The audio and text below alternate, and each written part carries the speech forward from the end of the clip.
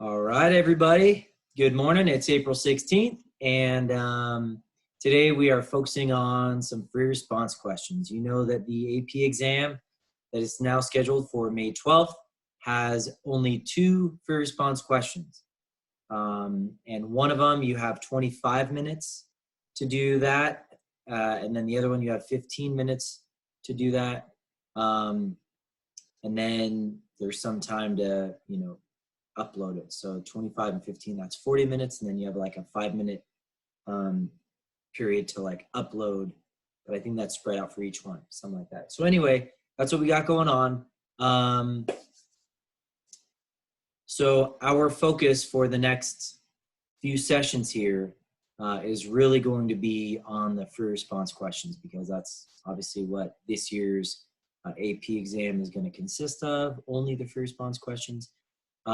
You do have your calculators, you have your notes, you have, basically they're saying you're taking this at your house. So you have everything that you want there. So if you want to start making some sort of like, organized, papers, cheat sheets, but it's not really cheating because they're saying it's like an open note, open book format for the test. So you guys have that. So anyway, so we're going to focus on these free response questions. All right. So let's start by talking about the 2018 FRQs that I wanted you guys to work on from last time. Do you have any questions for the 2018 FRQs? Let me get to those. Scoring guidelines. Yeah, this is 2018. Okay, let's start from problem number 1 and then move on from there. If you guys have any questions with number 1. I see 1B. Oh, I'm on the scoring guidelines, but I want to be on. Yeah, 2018. Here we go. So 1B. So here we go. It says, people enter a line for an escalator, right? This is the rate at which people are entering the line. So part A was just how many people enter the line. Well, that's just the integral from 0 to 300 of R of t dt. That's it. You plug that in and you're going to get 270. So that says that 270 people entered the line for the escalator, which I think it's weird that they had an escalator line, but whatever. So, 270 people entered the escalator line during that 300 second time frame. Anyway, part B says, during the time interval from 0 to 300, there are always people in line for the escalator. How many people are in line at time t equals 300? Okay, so here's what we have. It's based on 3 things. Number 1, how many people were in line to begin with? Number 2, how many more people entered the line? And number 3, how many people exited the line, meaning got on the escalator? 3 things, okay? So it's going to be the initial, number of people that are in the line, which they tell us is 20 right there, right? So let me go ahead and take a quick picture of this.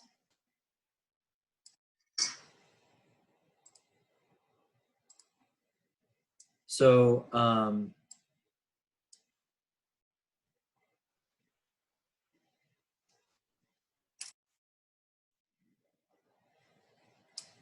for 1B, oops, let me get, so for 1B, we're going to have the initial number of people plus people who entered. So number of people who entered. And then we're going to subtract the number of people who exited the line. So this is my strategy, right? So let's just go up and figure out what we got going on there. So for the initial people, they tell us that there are 20 people in line at time t equals 0, right?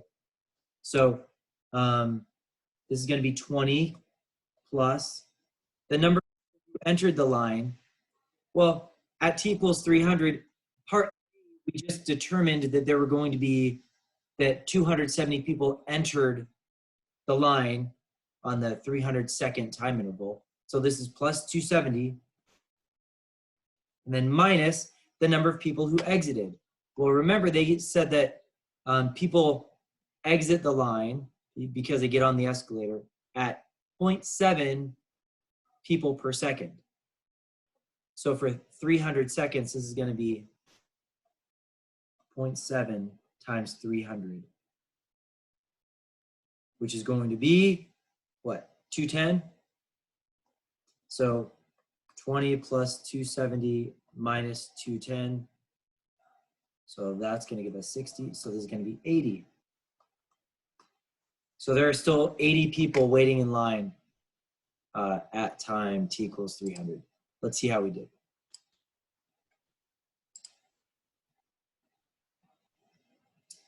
Yeah, so they have 20.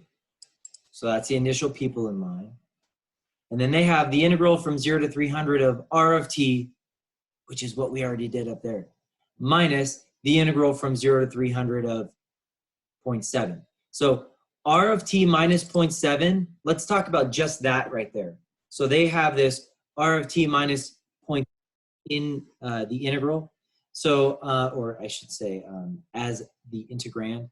So what that is, the r of t minus 0.7 is the rate of change of the number of people getting in line, or in line, I should say. R of t minus 0.7 is the total rate at which the number of people in line is changing. Because again, this is like my leaky bathtub problem, right? You have people getting in the line and then people exiting the line, right? The people getting in, the rate at which people are getting in is R of t. The rate at which people are leaving is 0.7. And so you have to take entering minus exiting in terms of rates. And then the integral of those rates is how much or how many people so it's the net change. Remember that whole net change theorem? So it's the total number of people that entered minus the total number of people who exited. Anyway, so that's how we get 80. So that's 1B. Let's just look at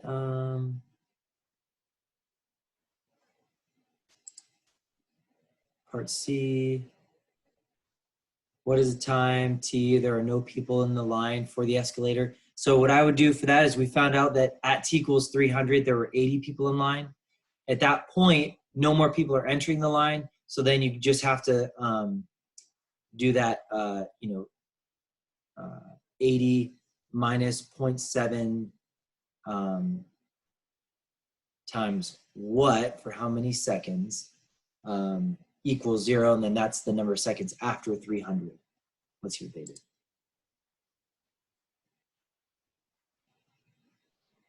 Yeah, so it's 300 because it's after 300 seconds. So this is the number of seconds, which is 114.286.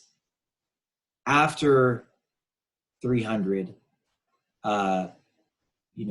when the total number of people in line is 0. Okay, and then D, let's look at D. What did that ask? D says, for some value in between 0 and 300, at what time t is the number of people in line a minimum? To the nearest whole number, find the number of people in line at this time and justify your answer. Okay, so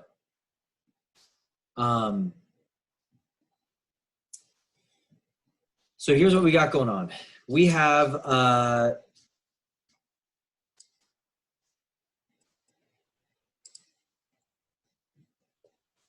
so to talk about part D, let's talk about number of people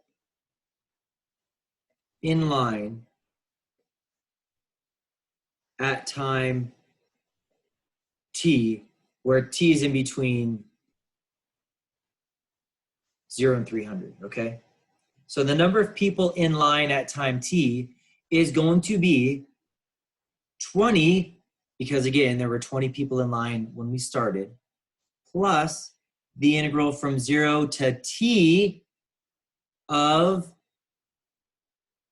and now this is going to be the rate that they come in, which they have as r of t. So because we're using t as this variable up here, because we're using t, instead of doing r of t, I'll do r of, what do we want? X, let's do r of x. R of x minus 0.7, and that's going to be dx. So again, this integrand right there is the rate that people are entering the line minus the rate that people are exiting the line, okay?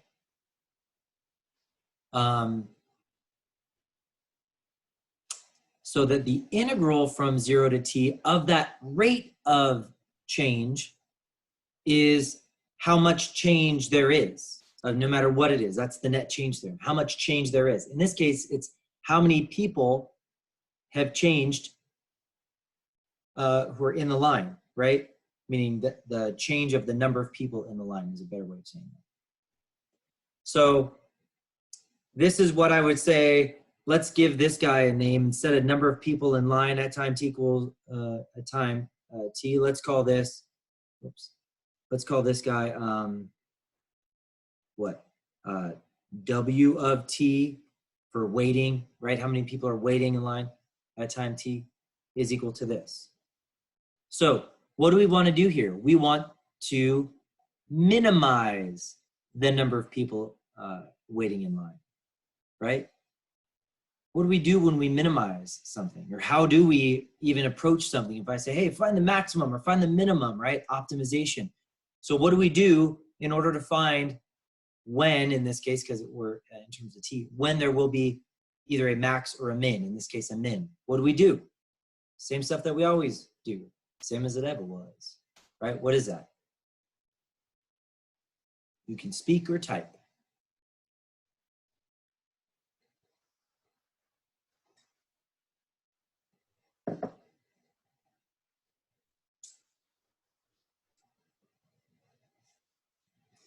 Find the derivative, set equal to zeros, and see where it doesn't exist, and then solve for those critical numbers. Okay, good. Here's the thing, though. That's true. And then what we, okay, good. And check the endpoints. Because this is a closed interval method, we have a closed interval from 0 to 300. Typically, if we did not have a closed interval, what we would do is we would use that sign chart, right? Or the sign line, where you put the critical numbers on the sign chart and then plug in values into the derivative on each of the intervals to see where the derivative changes from positive to negative or negative to positive or whatever, and then go from there. But here we have a closed interval. So let's do that. So I'll say W prime of t is equal to, so help me out with taking the derivative of this stuff. Well, what's the derivative of that constant 20? Just 0, right? And then what's the derivative with respect to t of the integral from 0 to t of r of x minus 0.7? Anybody? That's the FTC part, whatever he called it. I forget what Rogowski called it. Well, let's see. That's FTC part 1. So really it'd be FTC part 2. So what it would be, so Michael says r of x minus 0.7. Close. It's r of t minus 0.7, right? That's what we got going on there. Because again, remember what we do when we take the derivative of this guy, we're taking the derivative of this guy with respect to t. So what you do is you replace all of the variables in here with that, and then you multiply the whole expression times the derivative of what this guy is, but that's just a t, and its derivative is 1. So that's what we got going on. So now I'm going to see where w prime of t equals 0 implies, and w prime of t does not exist implies. Remember doing this over and over again? Well, here, w prime of t,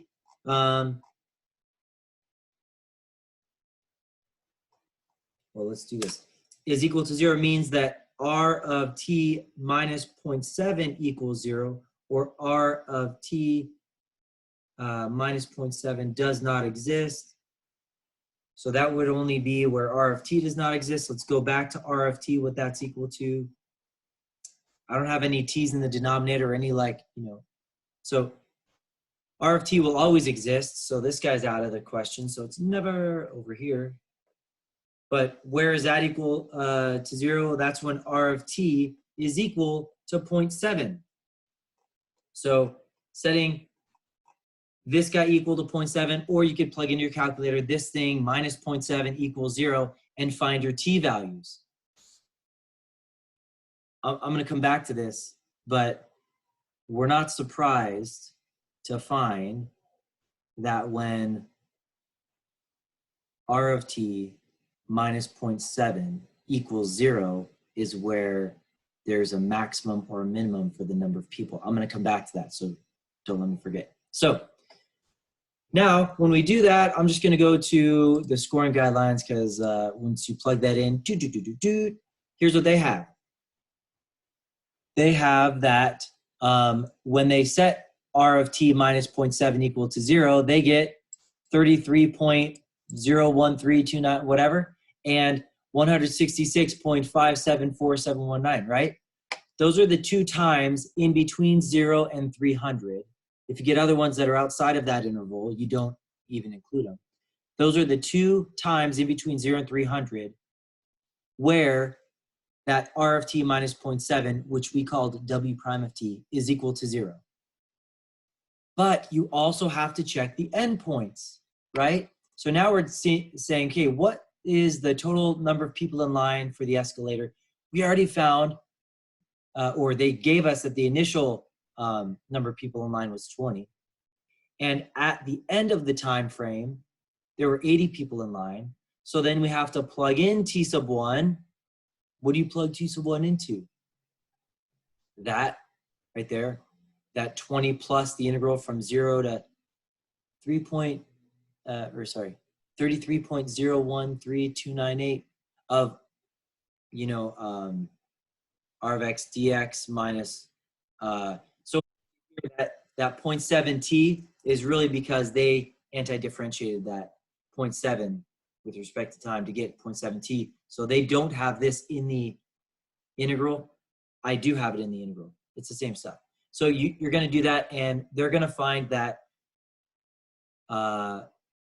at 33.013 seconds, there were only 3.803 people in line. But at, which, you can't have a partial person in line, but anyway. And then at 166.575 seconds, there were 158.07 people in line. So they're asking for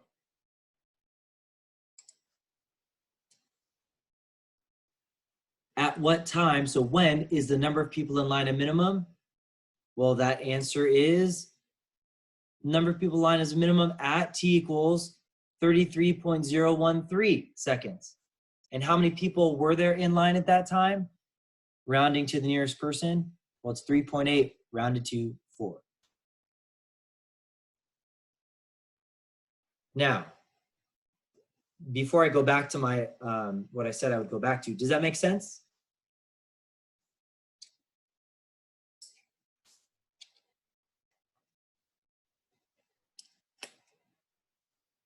Cool. Now let's go back to my question from earlier. We saw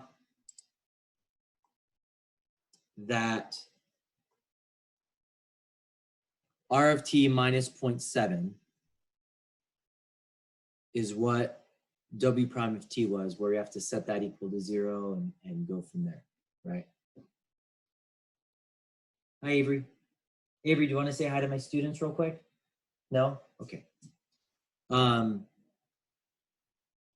So let's talk about what that is, right? And let's go back to the leaky bathtub problem, because I think that is an analogy that works well for all of these types, okay? So if I were to ask you, if I were to say, okay, I have, you know, I'm filling up the tub and I open up the faucet and, you know, the rate at which water is entering my tub is whatever. And then, but it's got a bad seal around it and it's leaking out. And so the rate that the water is leaking out of my tub is, you know, whatever. If you have, let's say, E of t is the rate that the water is entering the tub, and L of t is the rate that the water is leaving the tub. Is the water level rising or falling? Well, you have to compare those two. If E of t, the rate that the water is entering the tub, is greater than L of t, the rate that the water is exiting the tub or leaving the tub, then the water level is rising, right? Because a bunch of water is coming in and a little bit's dripping out. So that water level is going to be rising. But if E of t was smaller than L of t, meaning I just opened it up a little bit and it's kind of dripping in, but I have a bad leak. So E of t is less than L of t, or L of t is greater than E of t, then the water level is rising.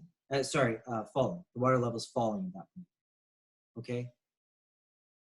But let's say that, you know, the leak is constant. It's constantly allowing a certain amount of water to leave the tub, but I'm adjusting the knob where it's, you know, I'm allowing more water in and then less water in and then more water in, and I'm constantly doing that.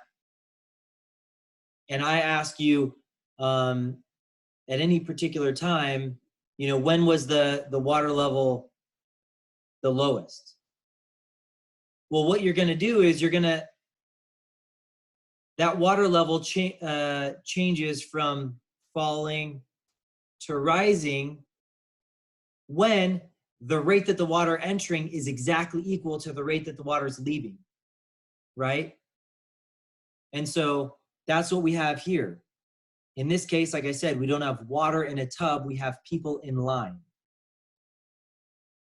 But we're not surprised to find that a max or min, in this case, because again, we did find the max, right? Where was that? The maximum number of people ever in line was 158, right? So we did find a max also, but this was the min. So we found the max and the min on this closed interval from 0 to 300. So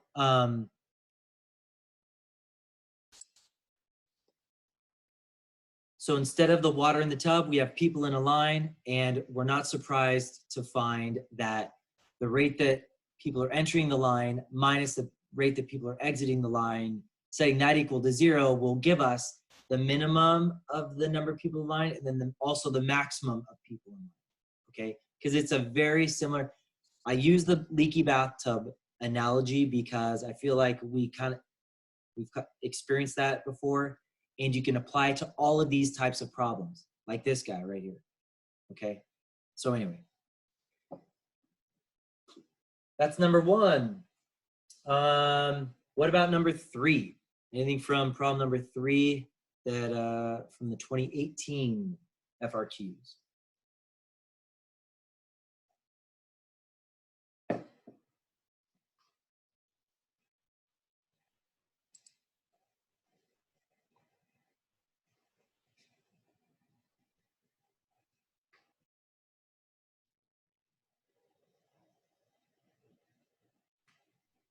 I'm not seeing anybody want problem number 3.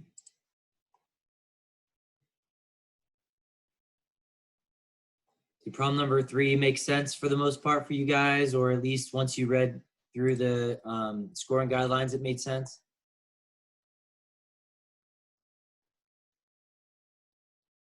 All right, cool. And what about problem number 4? Can I do problem number 4 or any parts of problem number 4 for you?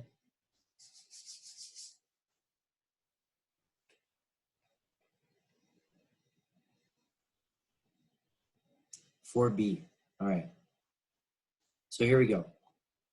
And C also. Okay. So we have that the height of a tree at time t is given by a twice differentiable function h, where h of t is measured in meters and t is measured in years. Selected values of h of t are given in the table above. Okay, so you planted this tree.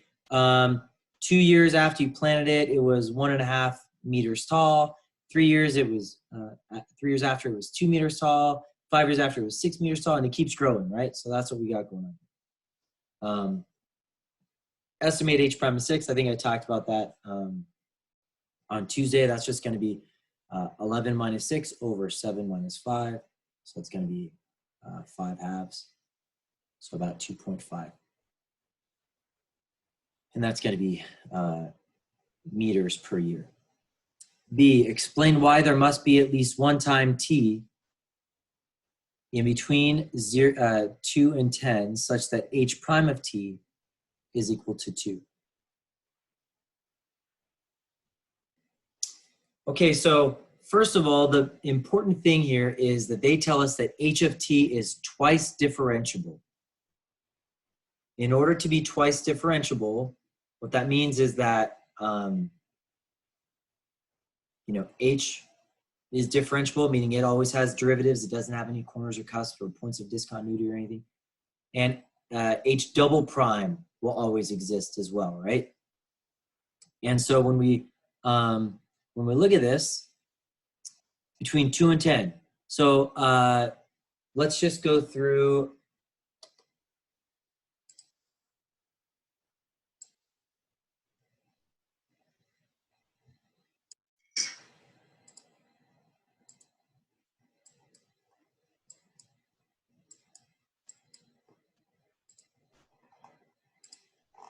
All right.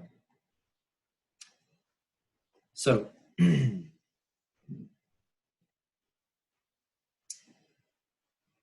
when we're looking at h prime of t,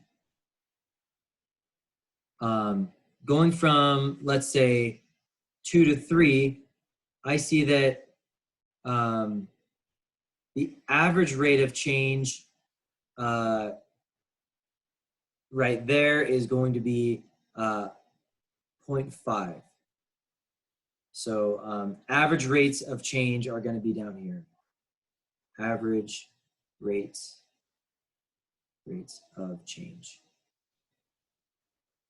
Right? And how to get 0.5? Because 2 minus 1.5 divided by 3 minus 2. So that's 0.5 over 1, also known as 0.5. I use different colors here. Right there, we have the average rate of change is going to be 6 minus 2, which is 4, divided by 2. So that's going to be 2. Right here, this is going to be 11 minus 6, which is 5, over 2, so 2.5. And then right here, this guy is going to be 4 divided by 3. So it's going to be 1.33.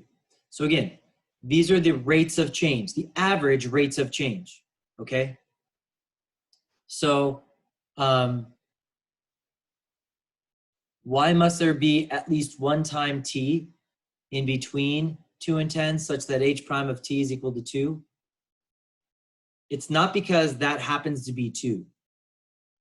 Rather, it's because the average rate of change here was 0.5 and there was 2.5. So there has to be some time when the rate of change, because we have that it's twice differentiable. There has to be at least one time in between even 2 and 7 when that rate of change was exactly 2. If you're going, and that's by the intermediate value theorem, right? Which, well, let's talk about what does the intermediate value theorem say? It says,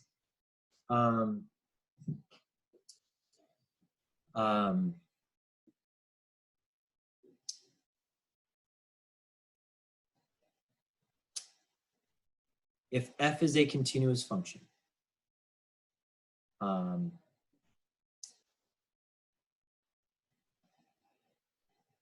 then if we look at, if you choose any value in between f of a and f of b, so let me draw it out for you. So let's have this situation right here.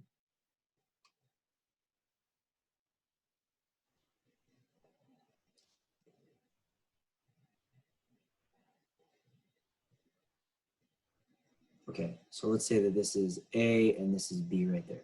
So if you choose any, so this is f of A, because this is f of x right there. And this right here is f of B. It says if we choose any value, let's call it, I don't know if he uses N or D in his, if Rogowski does, but let's say if we choose any value here, let's say, bam, right there. And we call that D. So we choose any value D in between f of A and f of B. What the intermediate value theorem says is, as long as f of x is continuous, there must be some value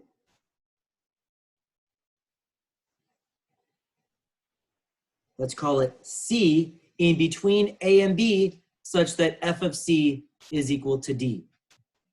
That's what the intermediate value theorem says. So let me put intermediate value theorem, IVT, intermediate value theorem. So if f is a continuous function, and if we were to choose any value D in between f of A and f of B, there must exist a value C, at least one value C, in between A and B, such that f of C is equal to D. Okay, so let's look at this. Let's see the scoring guidelines.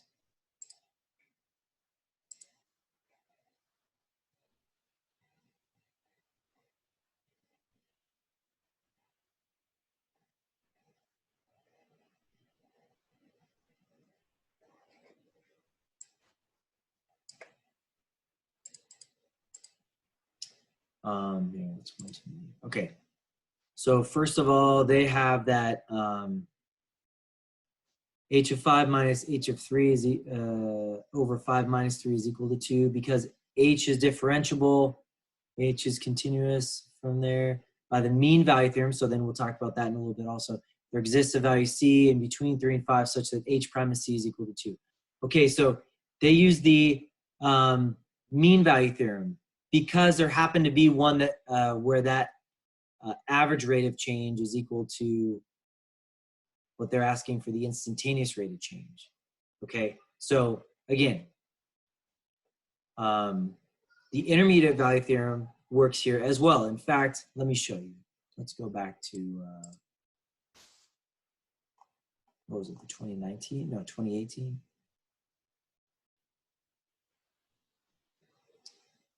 Question 4, is that what number we're on? Yeah.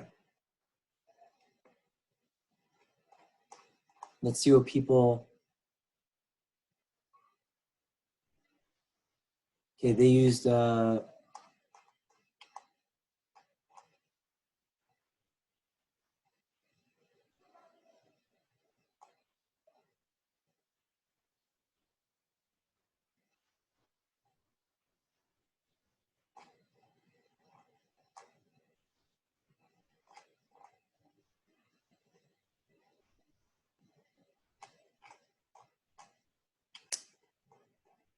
let me see.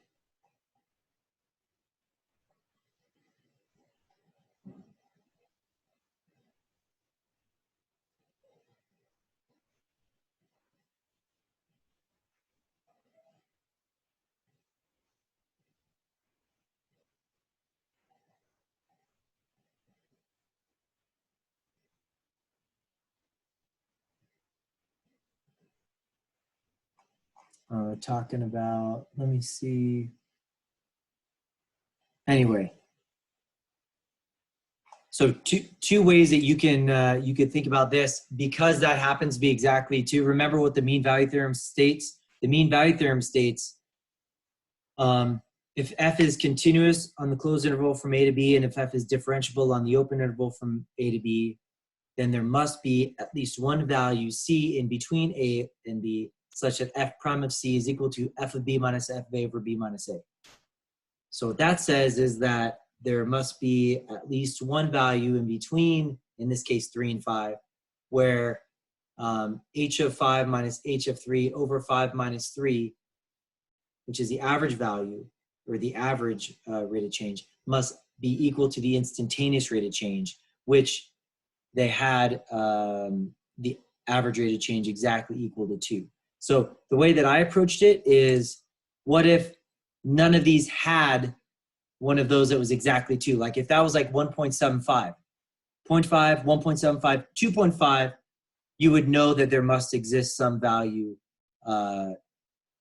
t between 2 and 10 or 2 and 7, such that h prime of t is equal to 2. But they made it a little bit easier, one that was exactly 2. So anyway, that was B. Let's look at C.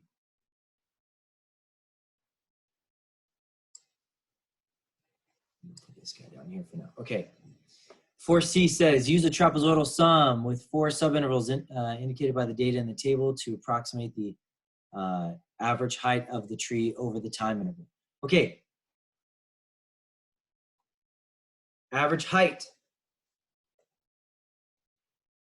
So part C is H_av is equal to 1 over B minus A. This is from 2 to 10.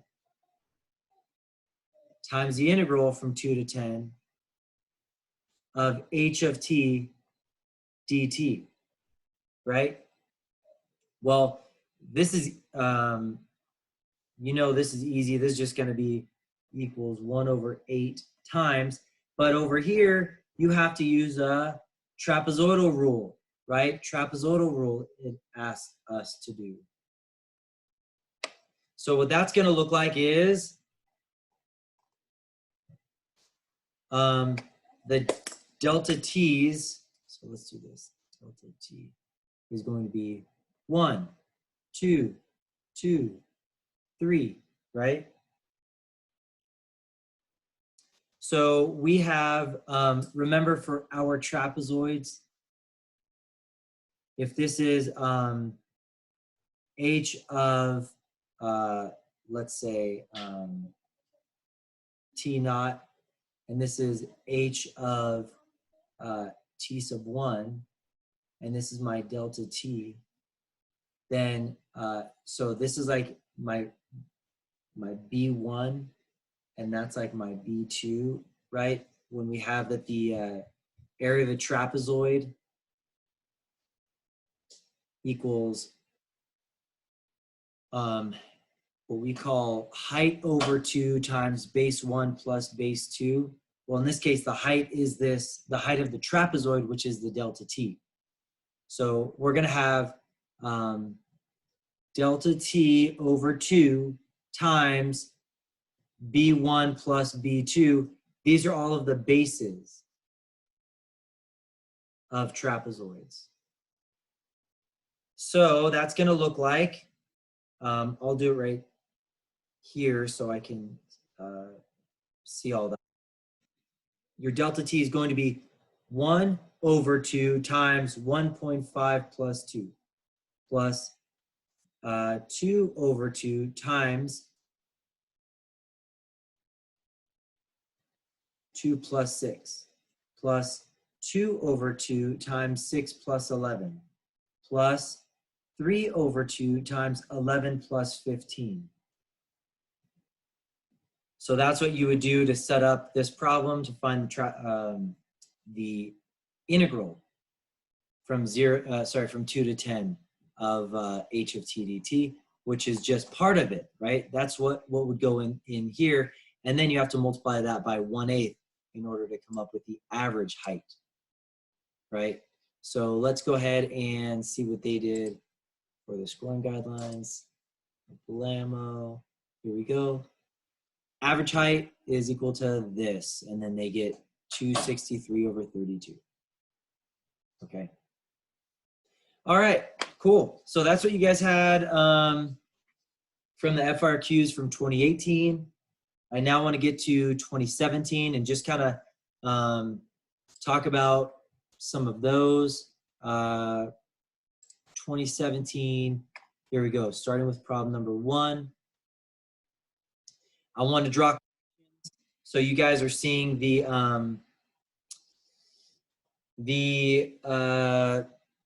same problems, you know, the same ideas over and over again. So here we go. This is 2017, problem number 1, table of values, just like the one that we were just doing, the problem number 4 from 2018, table of values, okay? Just skipping ahead a little bit, so we're skipping number 2. For number 3, we have a graph. So now something's given graphically, just like the other problem as well. And then problem number 4, you're given, in this case, it's they give you dH/dt, so like a differential equation and stuff like that, and they ask you to do some stuff. So I did this one because it has an Euler's method. Oh no, that was another one that, sorry, that was a 2016 that had the Euler's method. Yeah, 2016 had the Euler's method. Anyway, so looking at this, right, we have a table of values, and it says a tank has a height of 10 feet. The area of the horizontal cross-section of the tank at height h feet is given by the function a, where a of h is measured in. So this is the area, and the area is a function of the height up the tank. The function a is continuous and decreases as h increases. So this is maybe something that, you know, looks like it has a large base and then it gets smaller. So the area, the cross-sectional area, decreases as the height increases, okay? So that's what we got going on there. It says use a left Riemann sum with 3 subintervals indicated by the data in the table to approximate the volume of the tank. Indicate units of measure. Volume of the tank. Here we have the square feet of the cross-section times the height, and that's going to give us volume, right? So the square feet of the area times the height up gives us volume. So what one is going to look like, in fact, let's just do, here we go. So what one is going to look like is you're going to have the delta, in this case, h, times, and they ask us to do a left hand. So it's going to be 2 times 50.3 plus 3 times 14.4 plus 5 times 6.5. And that's going to be my left-hand approximation. So let's go to that. 2 times 50.3 plus 3 times 14.4 plus 5 times 6.5. So there you go. That was a 2-pointer. That was pretty easy for a 2-pointer. B, does the approximation in part A overestimate or underestimate the volume of the tank? Well, the area is decreasing. So if we had a decreasing function and we took a left-hand Riemann sum, you tell me, is decreasing and use a left-hand Riemann sum. Will that over or under approximate it?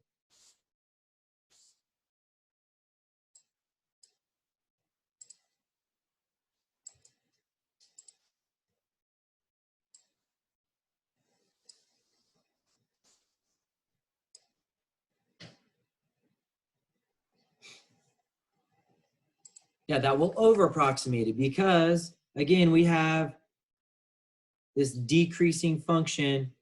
So it's like this and it's decreasing. And we're taking the left-hand Riemann sum. So left hand, left hand, left hand, right? So that's going to over approximate it, Okay, so that's the answer to B. Anyway, and then C says the area in square feet of the horizontal cross section. So now they give us a function for the area. Based on this, find the volume of the tank. Well, if this is the cross-sectional area, and we're going from 0 to 10, what this is going to look like is, so the volume is going to be the integral from 0 to 10 of f of h times what? dh, the change in height, times dh. So you could just plug in the integral from 0 to 10 of, if you want to call this f of x dx, then you plug that in and you're going to get your answer. Let's see what we got going on there.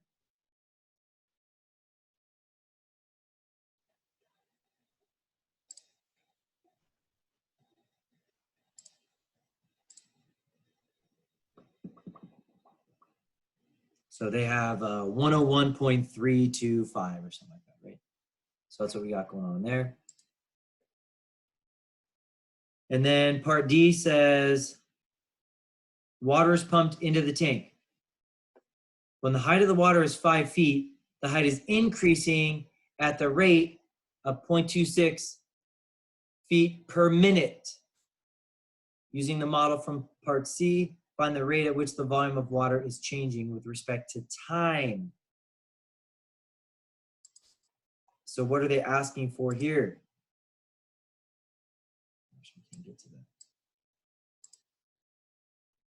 What they're asking for here is to find the rate at which the volume is changing with respect to time when the height is 5 feet. So when the height is 5 feet. So they're finding dv dt.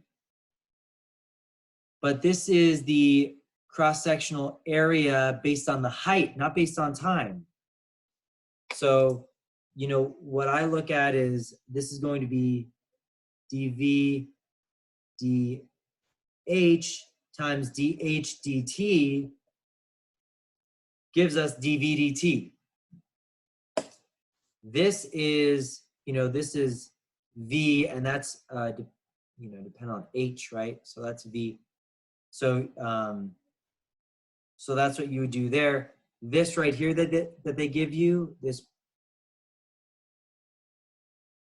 is your dh dt. So that's your 0.26 feet per minute,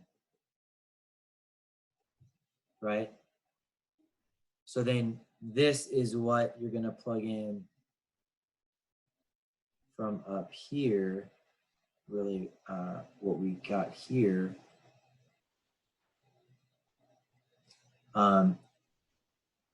Into that right there. So let's check this out.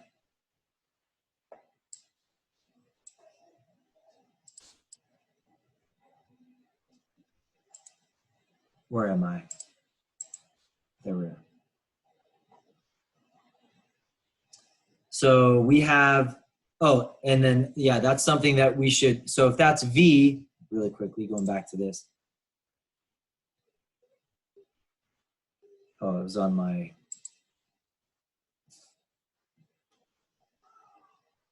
if this is V, then dVdh is the derivative of this if this is dependent on h, right? So I guess we could say this, that v of h equals the integral from 0 to h of f of x dx.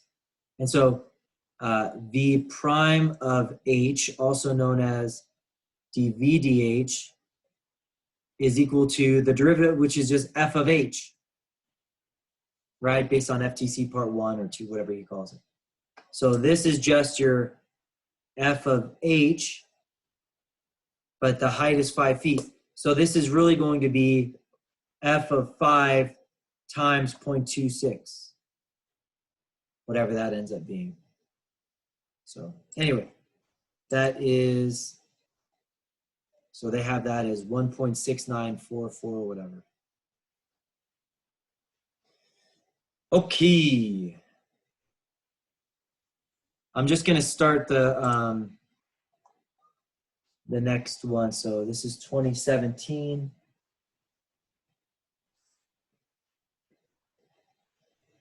Just trying to keep track. I'm going to start number 3, and then I'll get to the 2017 problem number 4 later. Unless did we already do this one? I can't remember which ones we've done. And I had that, of course, in my classroom, which I don't have now, all the FRQs that we've gone over. Have we gone over this one already?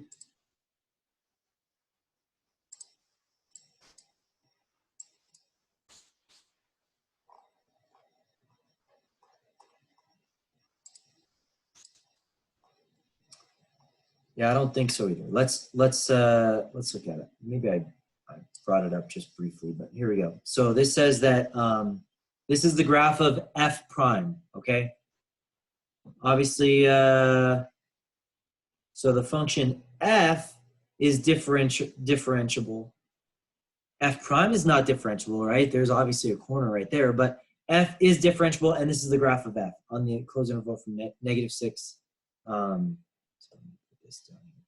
That's -6, and this goes to 5, and that's 2, and that's -2. Okay.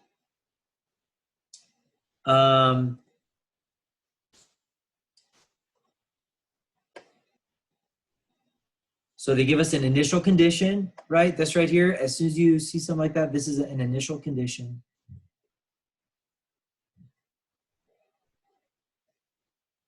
So there's like an IVP. The graph of f prime, the derivative of f consists of a semicircle and 3 line segments. So this is a semicircle right there. That's good. Okay. Find the values of f of -6 and f of 5. F of -6. If you say 2, no. That is f prime of -6. So f of -6 equals f of -2 plus the integral from -6 to -2. Sorry, -2 to -6.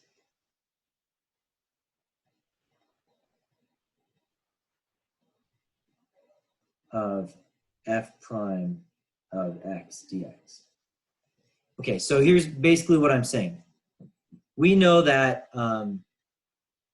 f of -2 is 7, right? So if I wanted to do a graph of f or something, right, I would say that at this, I'm all the way up there at 7, okay? What was f at -6? Okay, again, this is one of those where you are equals where you were plus how much you've changed. So, honestly, the way that I would think about it is where you are, I would say, is f of -2 is equal to where you were, which is f of -6, plus how much you changed from -6 to -2. Okay, so this is a way that I would think about it, but I put this down here, and I'll explain this in a little bit. So watch. So this right here, to go from here to there, because here, this is correct in terms of this being my lower limit and that being my upper limit. But f of -2, I know is 7. So this is 7. So I would say, oh, let's subtract the integral from -6 to -2 of f prime of x dx from both sides. So when I do that, I would be left with, let's bring it over here. I'll get rid of this in a little bit. That, let's say f of -6 is equal to f of negative 2, which again was just 7, minus the integral from negative 6 to negative 2 of f prime of x dx. And that's exactly what I have down there. Well, not really. Well, it is, because this, to change your limits of integration, because I have that negative 2 is greater than negative 6, I'd flip those and make the whole thing negative. So I'd say minus negative 6 to negative 2, and this would be minus now, right? And then I have the same exact thing as I have up there. Anyway, however you want to think about it. But the question is, what is this right there? What is the integral from negative 6 to negative 2 of f prime of x dx? Well, that's going to be, if I wanted to like shade this, it's going to be the area of that triangle right there, right? So that's going to be 1/2 times 4 times 2. So that's going to be 4. So this is 4. So 7 equals f of negative 6 plus 4. What did f of negative 6 have to be then? 3. So this guy is 3. All right. So let's go to our scoring guidelines. Check that out.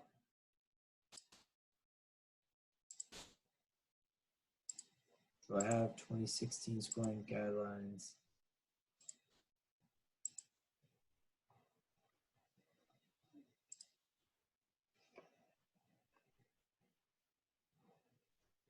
Oops, I want 2017. What am I doing? 2017 scoring guidelines. Here. So they have 3 for that, which is what we got, right? So what they have is f of negative 6 is equal to f of negative 2 plus the integral from negative 2 to negative 6 of f prime of x dx, right? So that's 7. We don't know what this is. Oh,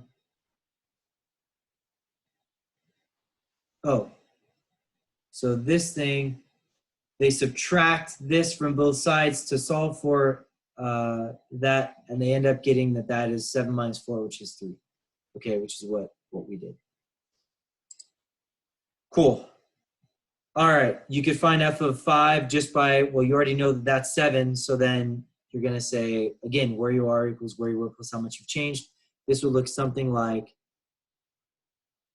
f of 5 equals f of negative 2 plus the integral from negative 2 to 5 of f prime of x dx. And then you'd have to solve, you know that f of negative 2 is 7, and then you'd have to solve that by, finding that area, making it negative, finding that area, making it positive, and then going from there, and then solve for f of 5. On what intervals, so this is an easier question, B is an even easier question. It says, on what intervals is f increasing? So just by looking at this, I know I put all this stuff in the way, so let's get rid of all this stuff. Okay, just looking at this. If this is a graph of f prime of x, on what intervals is f increasing? Talk to me.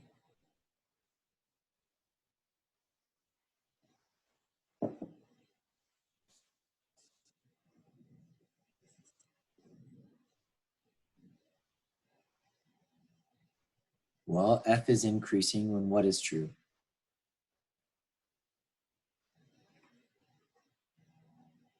There's still 22 of you here. Come on. F is increasing when f prime is positive. Thank you, Keaton. So where is f prime positive? From negative 6 to negative 2 and from 2 to 5, right? So let's check that out.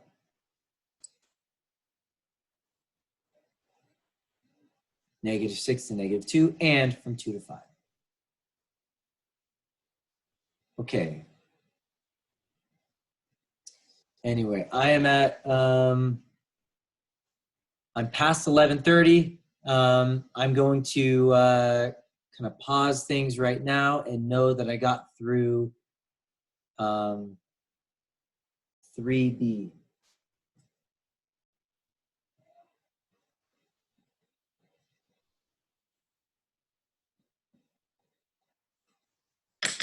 Okay, so here's what I want you to do. First of all, you are going to turn in the 2 practice exams and the 2018 FRQs, problems 1, 3, and 4. I'm going to take pictures of those, upload them to my Google Classroom, which is here under the classwork. Let's see if anybody has turned it in yet. So you're going to turn it in there.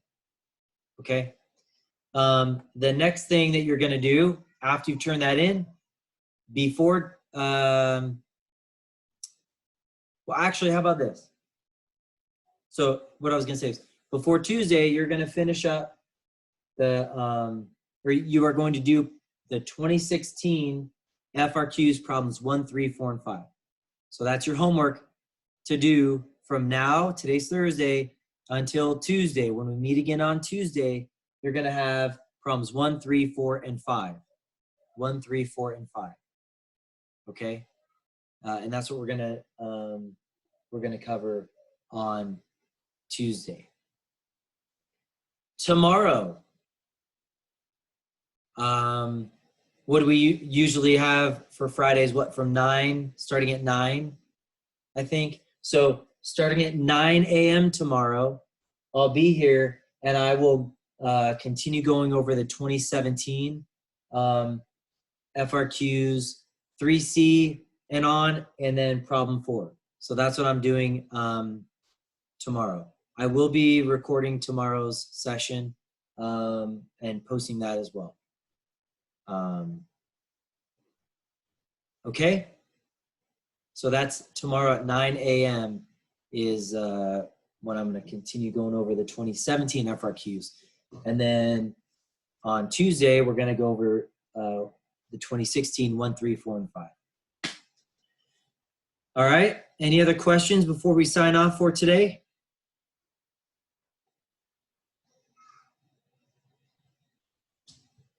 Make sure to go outside, get some sun. It's a beautiful day.